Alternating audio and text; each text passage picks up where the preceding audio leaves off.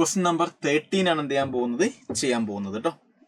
Total number of sigma and pi bond respectively present in HECS 1 in 4 ഐൻ. ആദ്യം നമുക്ക് compound ഒന്ന് വരക്കാം. HECS എന്ന് പറയുമ്പോൾ എത്ര കാർബൺ ആടാ? 6 കാർബൺ വരച്ചു. ഹെക്സ് 1 ഒന്നാമത്തെ കാർബണിന്റെ അടുത്ത് തന്നെ ഡബിൾ ബോണ്ട് ഉണ്ട്.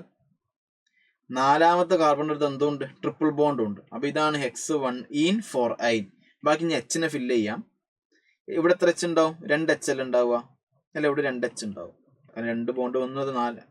ഒരു കാർബൺ 4 ബോണ്ട് ഉണ്ടാക്കൂലേ? അപ്പോൾ 2 ഉണ്ടാക്കിയിട്ടുള്ളൂ. അതുകൊണ്ട് ബാക്കി 2 എച്ച് ഉണ്ടാവും. ഇവിടെ 1 എച്ച് ഉണ്ടാകും.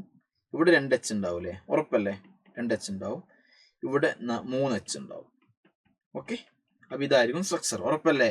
ഇവിടെ എച്ച് ഉണ്ടാവില്ല. കാരണം ഇയാൾ ആൾറെഡി 4 ബോണ്ട് ഉണ്ടാക്കി. ഇയാളും ആൾറെഡി 4 ബോണ്ട് ഉണ്ടാക്കി. അതുകൊണ്ട് ഇവിടെ നിന്ന് എച്ച് ഉണ്ടാകൂല. ഇപ്പൊ സിംഗിൾ ബോണ്ട് ആണെങ്കിൽ സിഗ്മ ബോണ്ട് അല്ലേ? ഇത് single bonda? 2 bond double bond ആണെങ്കിലും 1 സിഗ്മയും മറ്റൊന്ന് പയ്യോ. 3 ബോണ്ട് ആണെങ്കിലോ 1 സിഗ്മയും 2 പയ്യോ. ഇതൊക്കെ നിങ്ങൾ പഠിച്ചതാ. അപ്പൊ അത് സിഗ്മ ബോണ്ട് ഒന്ന് കൗണ്ട് ചെയ്യാം.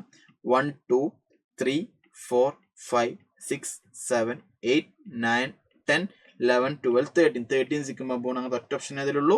ഓപ്ഷൻ 1 എന്ത് ചെയ്യാം? മാർക്ക് ചെയ്യാം. പൈ ബോണ്ട് നോക്കിക്കേ. 1 3 ബോണ്ട് ഉണ്ടെങ്കിൽ 2 പയ്യാ.